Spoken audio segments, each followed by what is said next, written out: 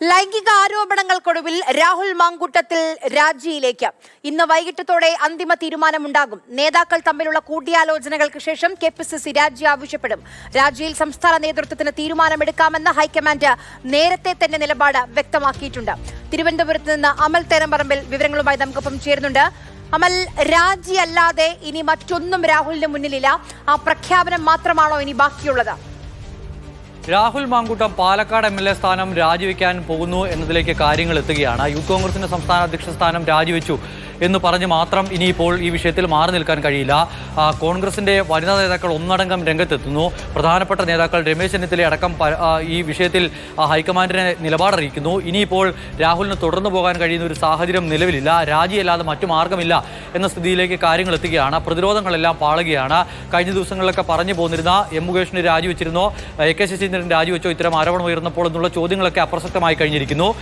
നേതാക്കൾ ഒന്നടങ്കം രാഹുലിനെതിരെ തിരിയുന്നു. നേതൃത്വത്തിൽ ഒറ്റ നിലപാടിലേക്ക് കാര്യങ്ങൾ എത്തുകയാണ്. രാഹുൽ മാറി നിൽക്കട്ടെ, MLA സ്ഥാനം രാജിവെക്കട്ടെ എന്നുള്ളതാണ് ആവശ്യമെന്ന് പറയുന്നത്. മാത്രമല്ല, ഈ പറയുന്ന രാഹുലിനൊപ്പം രമേശ് ചെന്നിത്തല രാവിലെ നിലപാടറിയിക്കുന്നു. അതിനുശേഷം നേതാക്കന്മാർ ഒന്നടങ്കം ജോസഫ് വാഴിക്കൻ അടക്കമുള്ള നേതാക്കന്മാർ പരസ്യ പ്രതികരണവുമായി രംഗത്തെത്തുകയാണ്. അതോടൊപ്പം വനിതാ നേതാക്കൾ ഷാനിമോൾ ഉസ്മാൻ, അതോടൊപ്പം തന്നെ ബിന്ദു കൃഷ്ണ അടക്കമുള്ള ആളുകൾ പരസ്യ പ്രതികരണം നടത്തുന്നു. അതിന് പിന്നാലെ രാഹുലിനൊപ്പം നിയമസഭയിലുള്ള ഏക കോൺഗ്രസിന്റെ വനിതാ MLA ഉമാ തോമസിന്റെ ഭാഗത്തു നിന്നും പ്രതികരണം ഉണ്ടാകുകയാണ്.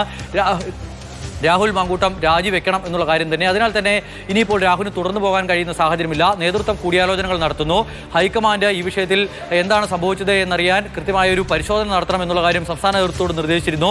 അതിനുശേഷം നടപടിയെടുക്കാമെന്നുള്ളതാണ് ആ നിർദ്ദേശം. ഭിന്നാഭിപ്രായം കോൺഗ്രസ് നേതാക്കൾക്കിടയിൽ ഉണ്ടായത് പെട്ടെന്നൊരു ഉപതെരഞ്ഞെടുപ്പിലേക്ക് വന്നാൽ എന്നുള്ളതാണ്. പീരുമേട് കൂടി ഉണ്ടല്ലോ. അപ്പോൾ 9 മാസം എന്നുള്ള സമയപരിധി ഉപതെരഞ്ഞെടുപ്പിനുള്ള ഒരു സാധ്യത തുറക്കുമോ എന്നൊരു ആശങ്കയായിരുന്നു. അതുപോലും പരിഗണിക്കേണ്ട എന്നൊരു തീരുമാനത്തിലേക്ക് മുതിർന്ന നേതാക്കൾ എത്തിയാമൽ. വളരെ ചെറിയൊരു ന്യൂനപക്ഷം മാത്രമാണ് നിലവിൽ അത്തരമൊരു ആശങ്ക പങ്കുവയ്ക്കുന്നത്. പാലക്കാട് ഒരു ഉപതെരഞ്ഞെടുപ്പ് കഴിഞ്ഞിട്ട് വളരെ കുറച്ച് നാളെ ആകുന്നുള്ളൂ. അങ്ങനെയാണ് രാഹുൽ MLA ആകുന്നത്. ഇനിയിപ്പോൾ ഈ പറയുന്ന നിയമസഭാ തെരഞ്ഞെടുപ്പിന് ഒരു വർഷം പോലും അവശേഷിക്കാനില്ലാത്ത ഘട്ടത്തിൽ പാലക്കാടത്തെ ആളുകളെ ഒരു വട്ടം കൂടി തെരഞ്ഞെടുപ്പിന് വിട്ടുകൊടുക്കണമോ? അത് സ്വാഭാവികമായും പാർട്ടിക്കെതിരെ ഉണ്ടാക്കുന്ന ഒരു പൊതുജന വികാരമുണ്ട്. അത് അത്തരത്തിൽ പൊതുജന വികാരം പാർട്ടിക്കെതിരെ സൃഷ്ടിച്ചെടുക്കണമോ എന്ന് ചിന്തിക്കുന്ന വളരെ കുറച്ച് നേതാക്കളുണ്ട്. പക്ഷേ അതിനൊക്കെ അപ്പുറത്തേക്ക് രാഹുലിന്റെ രാജി അനിവാര്യമാണ് എന്ന് പറയുന്നവരാണ് ഭൂരിഭാഗവും. അതിലേക്ക് തന്നെ കാര്യങ്ങൾ എത്തുന്നു എന്നുള്ളതാണ് മനസ്സിലാക്കാൻ കഴിയുന്നത്. ഹൈക്കമാൻഡിനും ആ ഒരു ബോധ്യം കൈവന്നിട്ടുണ്ട് എന്നുള്ളതാണ് നമുക്ക് വ്യക്തമാകുന്നത്. നിലവിൽ എന്തായാലും രാഹുലിന് ഈ സ്ഥാനത്ത് MLA സ്ഥാനത്ത് തുടർന്ന് മുന്നോട്ട് പോകാൻ കഴിയുന്ന ഒരു സാഹചര്യമില്ല. രാജി അധികം വൈകാതെ തന്നെ ഉണ്ടാകും. നേതാക്കന്മാരുടെ ഒരു പൊതു അഭിപ്രായം രാഹുലിനെ അറിയിക്കും. KPCC അധ്യക്ഷൻ രാജി വേണമെന്നൊരു കാര്യം ആവശ്യപ്പെടും. അതിനുശേഷം രാഹുലിന്റെ ഒരു രാജി പ്രഖ്യാപനം ഉണ്ടാകും.